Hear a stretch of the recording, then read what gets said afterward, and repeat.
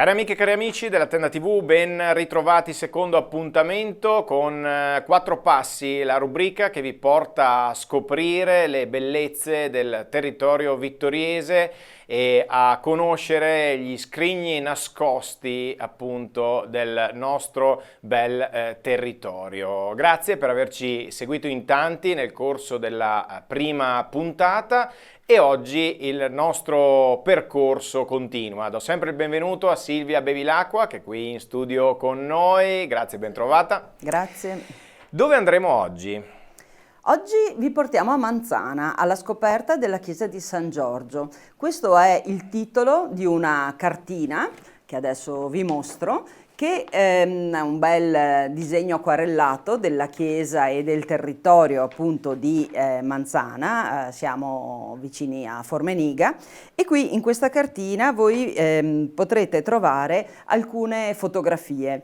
Inquadrando queste fotografie, come chi ci ha già seguito ha sentito per la chiesa di San Marco di Revine, partono dei video che raccontano proprio questa chiesa e la sua storia, la storia del contesto. È un progetto che è la tappa finale di un percorso di valorizzazione legato al PNRR. In questo caso si tratta di un progetto di rigenerazione di piccoli siti culturali, patrimonio culturale, religioso e rurale. Quindi questo è proprio un piccolo sito culturale, un patrimonio culturale che ha valore sia religioso che rurale.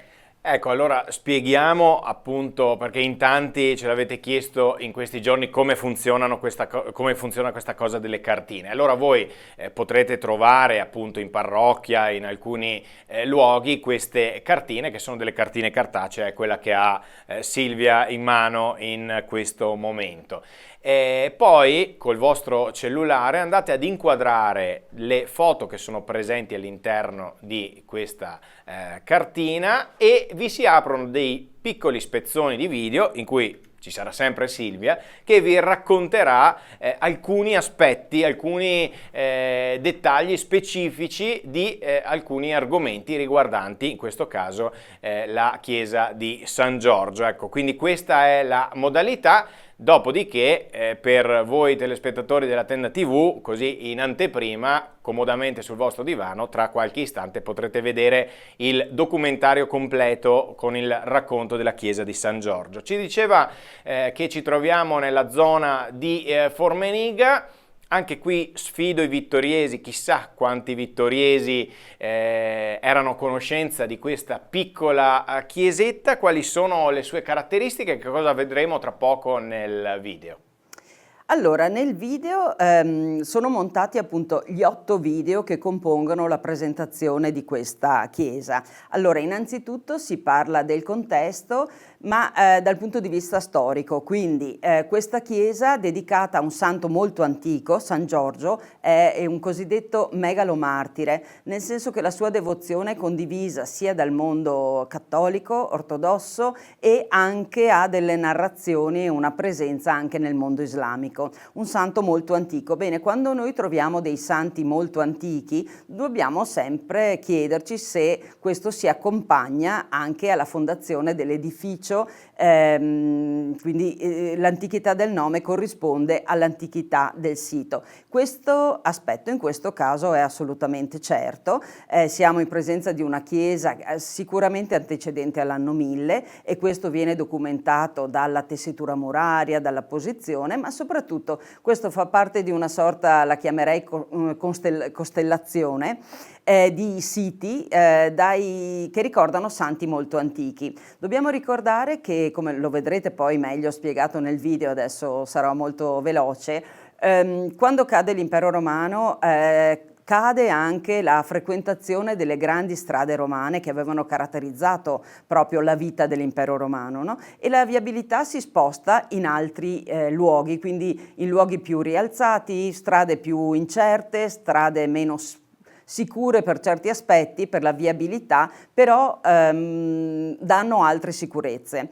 Lungo queste strade, che sono le strade sui crinali delle colline, sulla pedemontana, noi troviamo uno dopo l'altro santi davvero molto antichi, San Pancrazio a Formeniga, ma appunto San Giorgio, ma poi possiamo trovare Santa Cecilia, che ne so, a Val di Montaner, San Daniele a Carpesica, tutta la nostra zona, l'area pedemontana. Perché? Perché lungo le strade passano le persone, passano le merci, hanno funzioni commerciali, hanno funzioni di tanti tipi, ma passano anche le idee, e tra le idee ci sono anche le nuove devozioni del cristianesimo. Quindi queste chiese molto dedicate a santi molto antichi, molto spesso, non si può dire in assoluto, ma davvero molto spesso, hanno anche delle fondazioni molto antiche. Quindi andremo ad analizzare questo aspetto, poi andremo ad analizzare il fatto che tutto il nostro territorio si caratterizza per la presenza di affreschi. Abbiamo testimonianze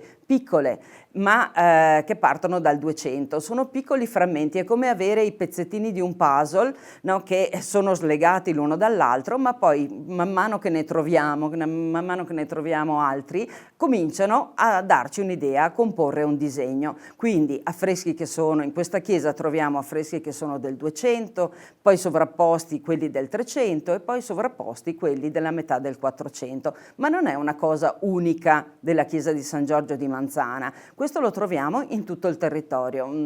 Faccio solo un'ultima precisazione. Quando dopo la Prima Guerra Mondiale le nostre chiese lungo tutto il Piave, da destra o sinistra Piave, sono state ricostruite e quindi si è dovuto pensare anche ad nuove decorazioni, in moltissimi casi si è tornati sull'affresco. Si è pensato che quello fosse davvero un elemento identitario ed era vero, e quindi noi abbiamo chiese degli anni 20 del Novecento, degli anni 30 ricostruite che hanno affreschi importanti. Pensiamo a Cadorin che dipinge in tutta l'area del quartier del Piave. Ecco, quindi possiamo dire, quindi partiremo da Formeniga, faremo un po' un inquadramento generale di quello che è il contesto, per poi passare alla visione e alla visita, proprio entreremo fisicamente in questa piccola chiesetta, e poi Silvia andrà nel dettaglio a raccontarci appunto questi cicli di affreschi che sono presenti all'interno di questa chiesa. Anche in questo caso, chi dobbiamo ringraziare per la realizzazione di questi video? Allora, per la realizzazione, in questo caso, oltre evidentemente a chi sta di fronte a me, quindi Federico Campodall'Orto, che ha fatto le riprese, qui anche in questo caso il restauro è stato voluto dalla parrocchia di Formeniga, ma è stato curato dall'architetto Susanna Masette, e i restauri degli affreschi, che però sono ancora da terminare, quindi noi fotografiamo una situazione che magari nel tempo migliorerà, e dopo voglio dire due cose su questo aspetto. Gli interventi sono opera di Emanuela Ruggio. In questo caso si è anche riscoperto proprio la struttura come era in origine, la stilatura delle pietre, ma anche la presenza di una panca, no? Che girava tutto attorno alla chiesa, quindi non c'erano i banchi, ma hanno trovato la testimonianza di questo sistema davvero molto antico. Tutto questo progetto, che prevede la cartina, le fotografie e i video in realtà aumentata, è un brevetto, diciamo, è una app sviluppata da Bags for Dream di Manlio Reffo, che è presente ormai, insomma, nel nostro territorio con alcune cartine e con alcuni progetti molto importanti, ma che non opera solo nel nostro territorio, ma in tutta Italia. Volevo solo aggiungere questo, che in questo caso, in modo particolare, i video sono particolarmente importanti, perché quando noi entriamo nella chiesetta di San Giorgio di Manzana, noi siamo un po' confusi, perché questa stratificazione, usiamo in storia dell'arte la parola palinsesto, che è la stessa parola che si usa, no, in televisione per dire, televisivo. esatto, per costruire, no, una giornata e un periodo di attività, e lo stesso il palinsesto in realtà viene dai libri, dai testi antichi, dalla storia della miniatura, quando tanto era prezioso il libro che si raschiava per scriverci sopra. In questo caso si è ridipinto per dipingerci sopra. Però i video permettono, più che qualunque altro mezzo, di farci guardare proprio nel punto esatto di cui si sta parlando, per cui isolando dei particolari dai diversi strati, una cosa che a occhio nudo, così entrando in chiesa, non è immediato riuscire a comprendere. Quindi i video sono davvero importanti perché ci guidano il nostro occhio a guardare quali sono gli strati del 200 e poi tutti gli interventi successivi, per cui non è un mezzo qualsiasi, non è un mezzo moderno, ma è un mezzo utile in questo caso per comprendere fino in fondo. Grazie Silvia per questa introduzione, per questa anteprima, e quindi noi vi portiamo a fare 4 passi nella chiesa di San Giorgio a Formenica.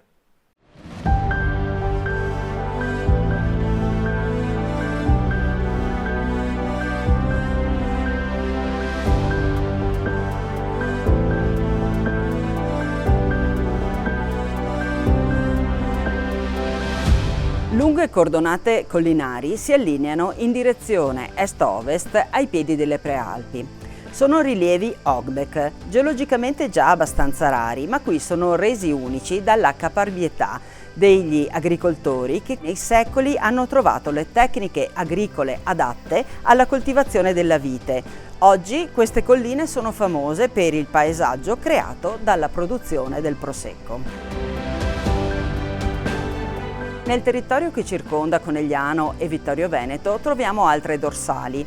Queste si dispongono in direzione nord-sud e digradano lentamente verso la pianura. Il momento in cui questo territorio, che è stato abitato fin dall'antichità, trova una sua unità, trova una sua caratterizzazione, è intorno all'anno 1000. In questo periodo si sviluppa una nuova viabilità, nascono dei piccoli borghi che si radunano intorno ad una chiesa o ad un segno del sacro. Questi segni del sacro, ampliati, modificati, sono ancora presenti in questo territorio, caratterizzano sia le dorsali sia i fianchi meridionali delle prealpi. Hanno dedicazioni che ricordano i primi santi del cristianesimo: Giorgio, Daniele, Mamante, Pancrazio, Cecilia, Vito e Modesto, Gervasio e Protasio. Sono davvero i santi antichi del cristianesimo. La loro presenza non è casuale. Se collegassimo i nomi di queste chiese tra loro, troveremmo dei tratti di viabilità molto antica. Con la caduta dell'impero romano, siamo alla fine del V secolo, decadono anche quei valori, quegli elementi identitari dell'impero. Innanzitutto la presenza militare, ma poi tra tutte la manutenzione delle strade che via via vengono abbandonate. Proprio le strade, anche quelle che si dipartivano dalla Postumia, la grande arteria che collegava Aquileia con Genova, perdono la loro importanza. Quello che succede è qualcosa di particolare, si sviluppa una nuova viabilità, l'uomo ha comunque necessità di spostarsi, è una viabilità che non percorre più le grandi pianure, ma si sposta sui crinali delle colline. E su queste nuove strade passano nuovi eserciti, passano le merci, passano le persone e con loro le idee, e tra queste idee anche le nuove devozioni del cristianesimo.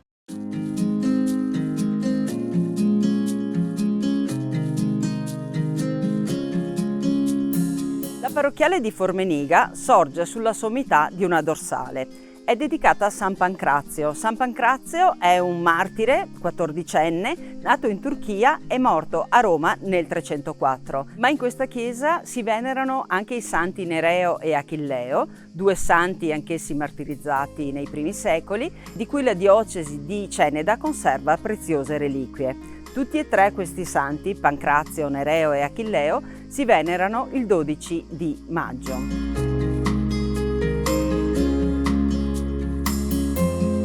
Una chiesa a Formeniga è documentata dalla metà del 300, ma la sua origine è sicuramente molto più antica. L'edificio si presenta oggi in solide forme ottocentesche. Venne eretto infatti dopo il terremoto del 1873 che molta distruzione ha portato nel territorio. La chiesa poi venne consacrata nel 1927. La sua presenza si lega all'esistenza di un castello in questo territorio, un castello che fu molto importante tra il 1100 e il 1200, che controllava un vasto territorio ed era affidato alla famiglia da Formeniga. Il castello venne raso al suolo alla fine del 300 dai veneziani. Ce ne resta memoria per la presenza del terrapieno, per il fossato difensivo che è stato riscoperto, per alcune tracce archeologiche. Oggi questo luogo non è più un luogo di guerra, ma un luogo di pace, un luogo di serenità. Ammiriamo un panorama straordinario e proprio questo panorama ci dice come mai qui è stato posto un fortilizio militare.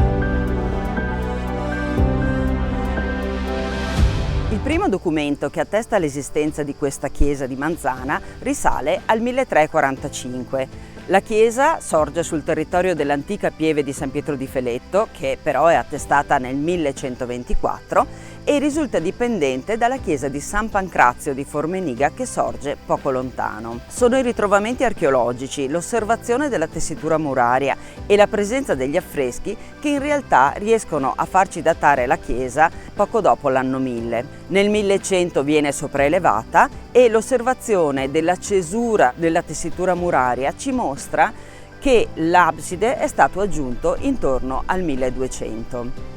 Al 1200 si data anche il bel campanile in solide forme romaniche. Si caratterizza per le bifore presenti sulla cella, che sono realizzate da una colonnina che poggia su un capitello a stampella, un elemento molto raro.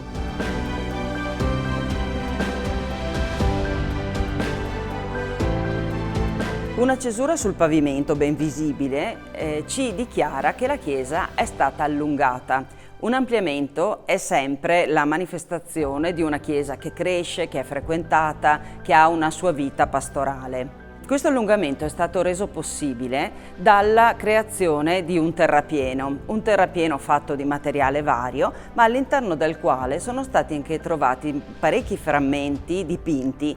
Sono la testimonianza del fatto che probabilmente la facciata era dipinta, è stata demolita e questi elementi sono stati utilizzati per formare il terrapieno.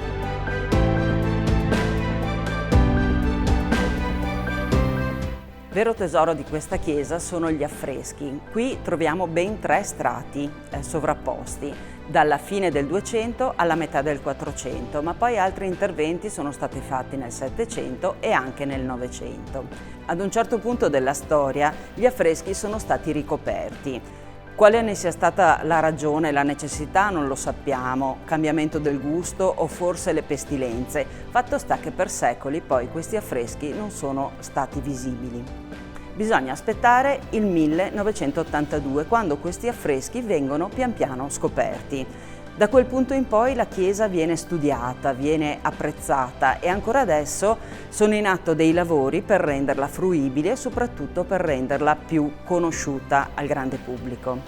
Nel 1982 si toglie l'altare che era collocato nell'abside e lo si porta nella chiesa di Formeniga. Vengono tolti gli intonaci ammalorati e si scoprono gli affreschi. Da quel momento il percorso di studio intorno a questa chiesa diventa sempre più importante.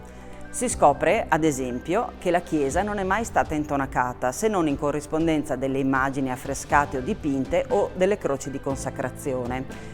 Le murature interne sono faccia a vista e ogni pietra è stata stilata, cioè è stata contornata con uno stilo per creare un motivo geometrico. Nel corso del Novecento sono stati qui collocati i banchi per una maggiore comodità dei fedeli che partecipavano alle messe in questo luogo, ma in origine dobbiamo ricordare che questa chiesa era dotata probabilmente di una panca perimetrale, secondo un modello di chiese diffuso, testimoniato ancora in area friulana. Oggi questa chiesa è stata restaurata, vuole essere valorizzata, vuole diventare un elemento imprescindibile della bellezza di questo paesaggio, fatto di colline, di vigneti, ma anche di questi luoghi di culto molto antichi.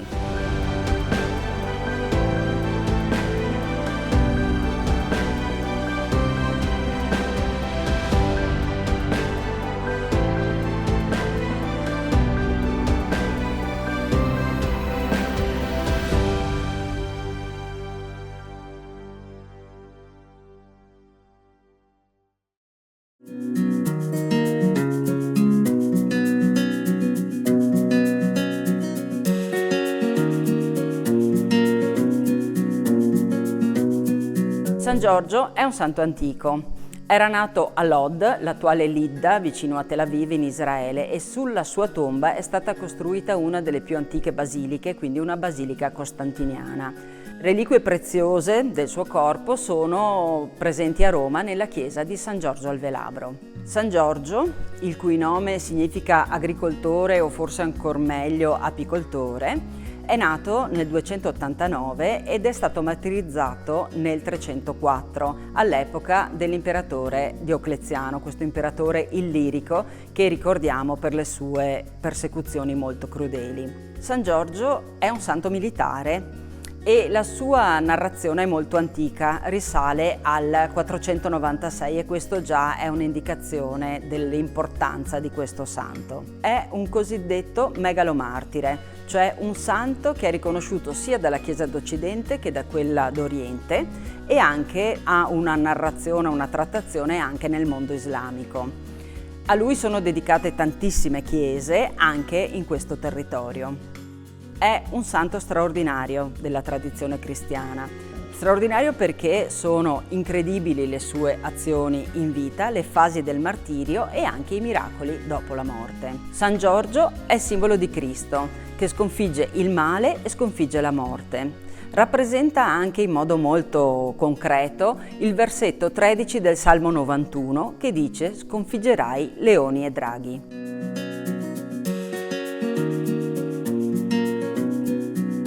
La vicenda narrativa più nota è quella di San Giorgio che libera la principessa. La narrazione dice che esisteva un lago infestato da un animale, da un drago, e la popolazione che abitava sulle sue rive donava a questo drago, per placarlo, 2 pecore ogni giorno. Scarseggiando le pecore hanno cominciato ad estrarre a sorte anche dei giovani da sacrificare, finché un giorno viene estratta la figlia del re. Ovviamente il re cerca in ogni modo di sottrarre la figlia a questo destino, ma poi, come esempio di giustizia, deve accettare che la figlia venga sacrificata. Ecco il miracolo. Arriva in quel momento San Giorgio che capisce la situazione e colpisce fortemente il drago. Chiede però alla popolazione di quel paese di convertirsi e dopo che tutto il popolo si è battezzato, solo allora San Giorgio uccide il drago. L'idea del cavaliere coraggioso che sconfigge il male è molto antica, ricorrente e fondante nelle civiltà del Mediterraneo e del vicino Oriente. Noi abbiamo testimonianza di Horus che sconfigge Set in forma di coccodrillo, poi Salomone a cavallo sconfigge i demoni. Altra citazione molto antica è quella di Perseo che sconfigge il male rappresentato da Medusa e lo fa per salvare Andromaca. Anche in questa chiesa l'immagine di San Giorgio è presente attraverso questa scena narrativa. Ben 2 sono gli affreschi che la rappresentano, uno è databile all'ultimo quarto del 200, l'altro alla metà del 400. Entrambe le scene sono frammentarie. Riconosciamo il drago nella porzione più antica e il cavaliere che emerge dalla porzione più moderna. 2 scene sovrapposte in 2 epoche diverse ma con lo stesso soggetto, perché questa è la chiesa dedicata a San Giorgio, il cavaliere che sconfigge il male.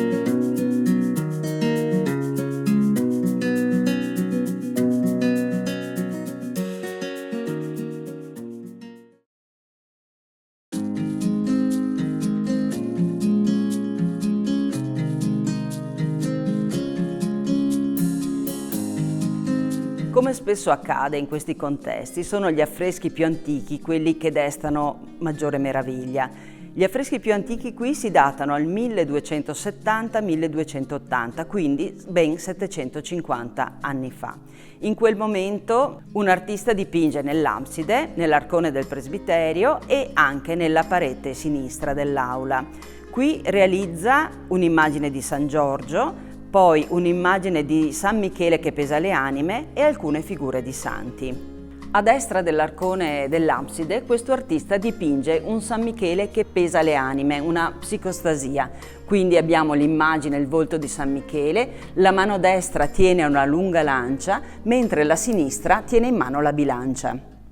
All'interno dell'abside troviamo alcune figure. La prima che notiamo è l'immagine di una santa. Il volto è quasi scomparso, ma riconosciamo i tratti del suo abito. Innanzitutto ha uno scollo molto importante, stretto, ornato di pelliccia, e questo essere un collo stretto ci dice che quest'opera è stata realizzata prima della rivoluzione della moda di inizio 300, quando poi notiamo sempre gli scolli molto larghi che vanno quasi da spalla a spalla. Interessantissimo è l'abito, i suoi colori, ma soprattutto il fatto che è foderato di pelliccia di vaio, cioè il pelame dell'ermellino con le sue codine nere, che dava un senso di assoluta eleganza a quest'opera e alla figura della santa. Un abito aperto, una guarnacca, quindi un abito che non permette di fare dei lavori manuali. Questo indica lo status sociale di questa santa. All'ingresso dell'arcone noi troviamo un'altra figura, anche questa è frammentaria, però notiamo la mano che stringe qualcosa che sta oscillando. Evidentemente questo è un santo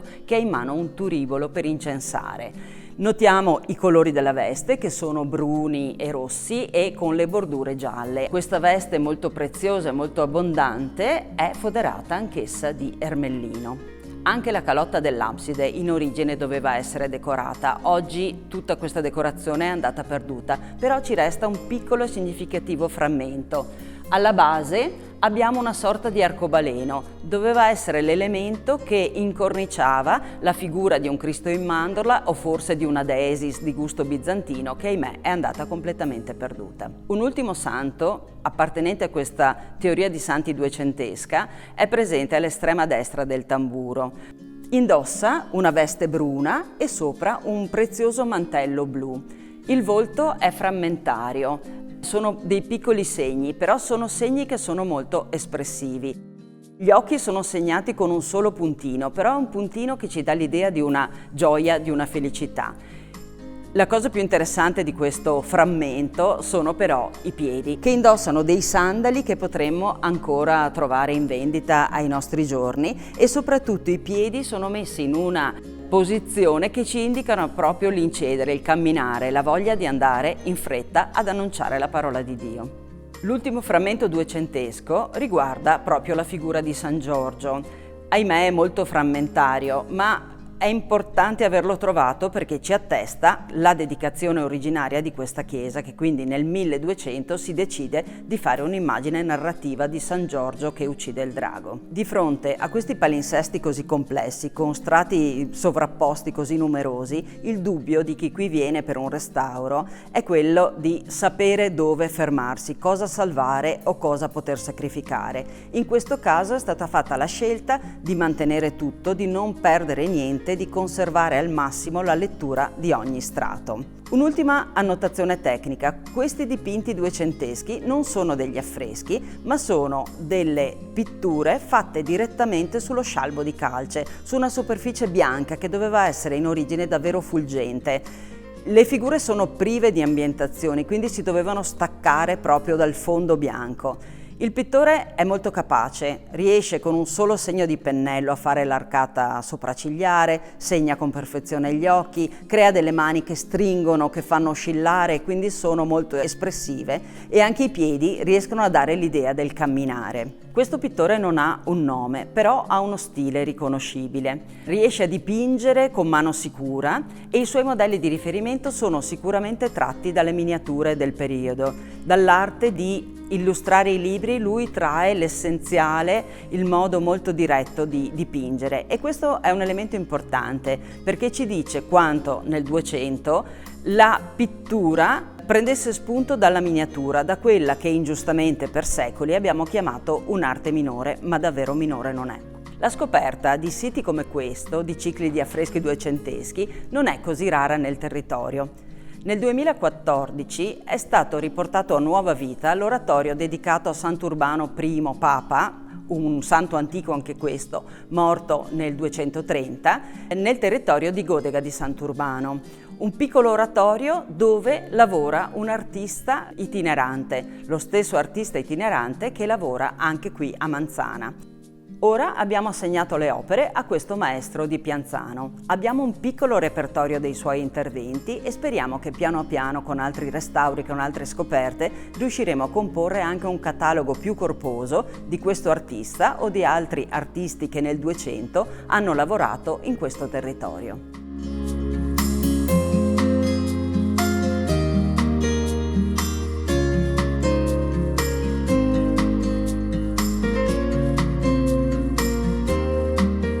Il secondo strato degli affreschi presenti nell'abside di questa chiesa risale alla metà del 1300. 1345 è l'anno in cui la chiesa viene dotata di un beneficio ed è probabilmente intorno a questa data che si procede con una nuova decorazione. Ci resta una teoria degli apostoli. Gli apostoli sono raggruppati a due entro un riquadro dal fondo blu e giallo e sono la testimonianza del credo degli apostoli. Si riteneva che la professione di fede raccolta nella preghiera del credo fosse la summa delle 12 frasi pronunciate dagli apostoli. Probabilmente questo non è vero, ma la tradizione pittorica ha fatto sì che proprio nelle abside delle più antiche chiese noi troviamo i 12 apostoli. Queste figure si sovrappongono a quelle duecentesche e quindi si tratta di un intervento fatto a distanza di circa 60-70 anni. Come mai un nuovo ciclo che si sovrappone ad un intervento precedente e sostanzialmente recente? Perché nel frattempo è cambiato il gusto. Queste figure che noi vediamo, i volti che sono sopravvissuti, sono molto volumetrici, questi sono ad affresco e quindi abbiamo finiture con piccoli particolari, i capelli, la barba, che vengono resi per dare il volume, lo stesso che troviamo anche nei frammenti degli abiti che sono qui sopravvissuti. Queste figure non solo mostrano un volume, ma vogliono esprimere anche dei sentimenti, dei pensieri. Ci sono le fronti corrucciate per dimostrarsi attenti, gli occhi ben sporgenti a dimostrare l'attenzione, oppure le labbra serrate per mostrare la concentrazione. È l'intera lezione di Giotto che è entrata preponderante anche in questi affreschi. Si cerca il volume, mediandolo dall'antico, ma si cerca anche la creazione di un pensiero, di sentimenti. Questo stesso anonimo pittore trecentesco dipinge anche un santo vescovo sulla parete sinistra.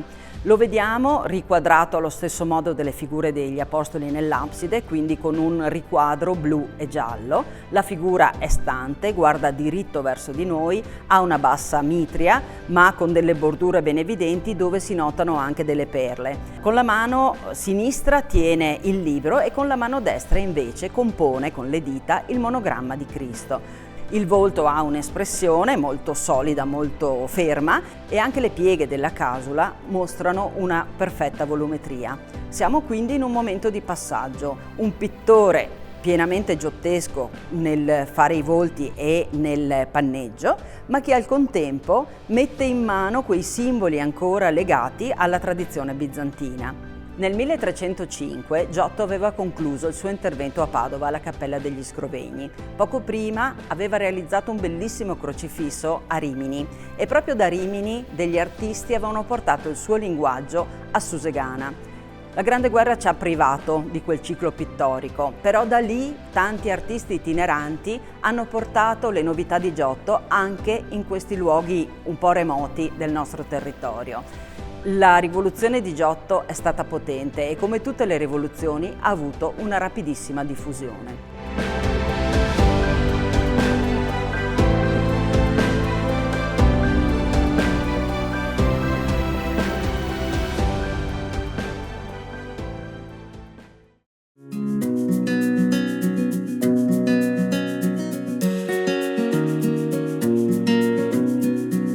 Alla metà del 400 risalgono le porzioni di affresco più ampie che si trovano sulla parete sinistra dell'aula. Riconosciamo la scena narrativa di San Giorgio che uccide il drago e alla sinistra un unico riquadro che racchiude 2 santi. Osserviamo il cavallo di San Giorgio. È bianco, le zampe anteriori sono sollevate, i finimenti sono ben descritti, l'azione è molto precisa. C'è una grande cura nella resa anatomica dell'animale. San Giorgio è posto in sella ed è una sella particolare perché è una sella da combattimento. Indossa tutta l'armatura e quindi la protezione dei piedi, delle gambe, le ginocchiere, anche la gubitiera sul gomito che permette lo snodo tra le 2 parti del braccio. L'elmo è completato dall'aureola.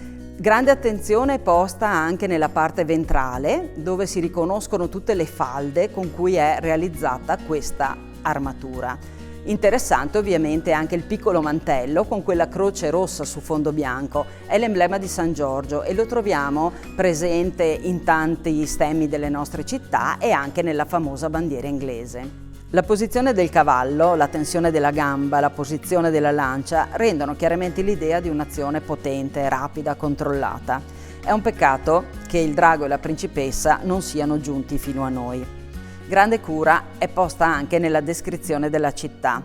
Le mura sono rosa, gli edifici grigi e rosa sono ricchi di particolari. Ci sono i conci degli archi, le finestre allineate sopra delle linee marcapiano e addirittura ci sono i cassettoni all'interno di una loggia.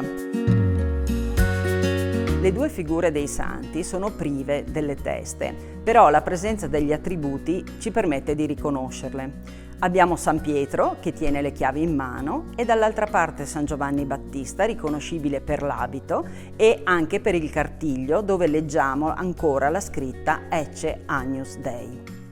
Il volume dei loro corpi, le mani, la posizione suggerisce un dialogo anche, tutto è molto concreto, tutto è perfettamente descritto. Interessante è anche il riquadro che li raccoglie. Si tratta di un decoro molto geometrico in colore ocra che richiama un po' le cornici lignee che venivano realizzate in questo periodo. Guardando all'interno di questa chiesa ne troviamo altre e questo ci permette di riconoscere tutti gli interventi della metà del 400.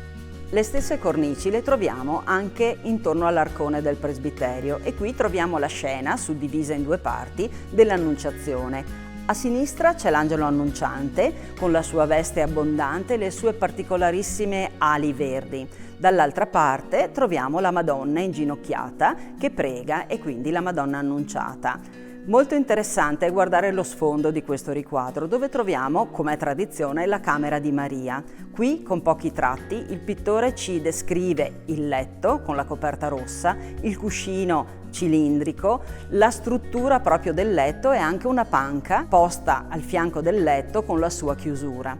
Questi interventi di metà 400 vengono ascritti a un pittore locale che si chiama Giovanni Antonio da Meschio.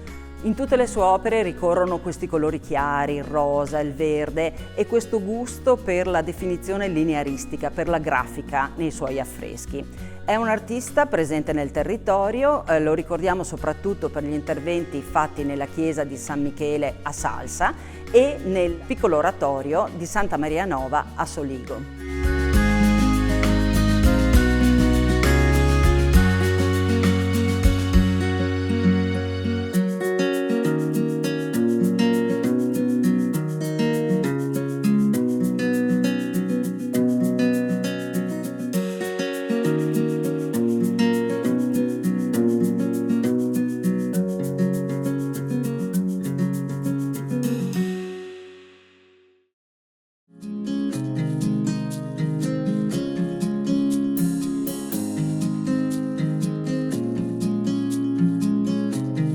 Siamo immersi tra le colline del Prosecco di Conegliano e Valdobbiadene, un luogo che nel 2019 ha avuto il riconoscimento UNESCO. Le 3 principali caratteristiche che hanno motivato il riconoscimento UNESCO sono innanzitutto la coltivazione di queste dorsali hogback con la vite, la seconda la creazione dei ciglioni inerbiti, la terza la creazione di un paesaggio a mosaico, cioè costituito da piccoli appezzamenti. Sono 3 elementi che parlano di terra, che parlano di coltivazioni, ma parlano soprattutto della ferma volontà dei viticoltori di un tempo di lavorare su queste terre, di trasformarle. In queste colline noi troviamo molti segni del sacro, chiese, piccoli oratori.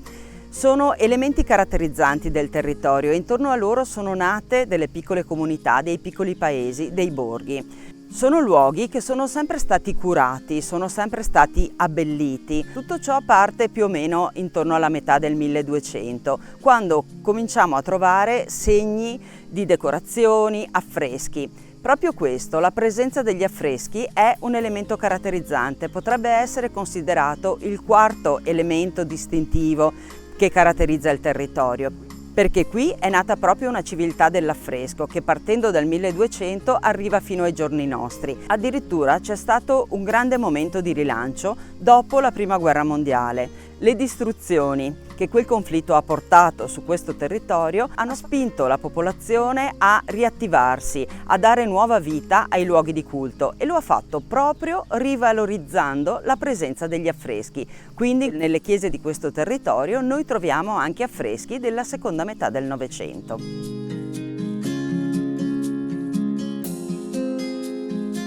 Gli affreschi duecenteschi di Manzana non sono un ciclo completo, non sono facilmente leggibili, però sono un tassello importante, ci raccontano quello che è successo qui 750 anni fa, ci raccontano di un intreccio tra la fede, l'economia, la storia di un territorio.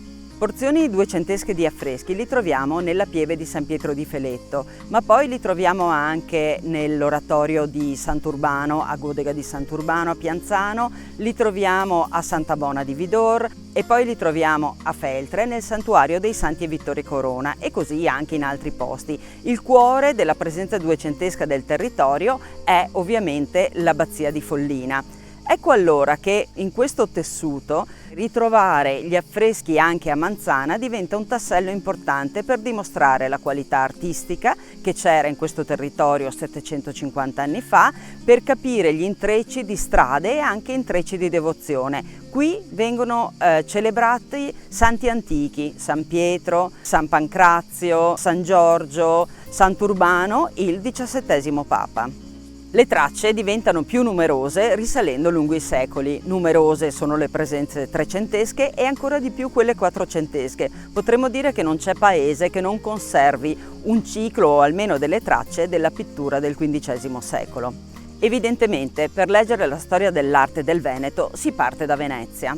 Però ci sono delle differenze. Qui troviamo gli affreschi, a Venezia non sono presenti. Le caratteristiche fisiche della città non hanno permesso lo sviluppo di questo linguaggio, di questa tecnica artistica. Ecco allora che visitare questo territorio diventa qualcosa di unico, qualcosa di diverso rispetto a quello che potremo incontrare a Venezia. Questa civiltà dell'affresco diventa davvero un elemento caratterizzante del nostro territorio.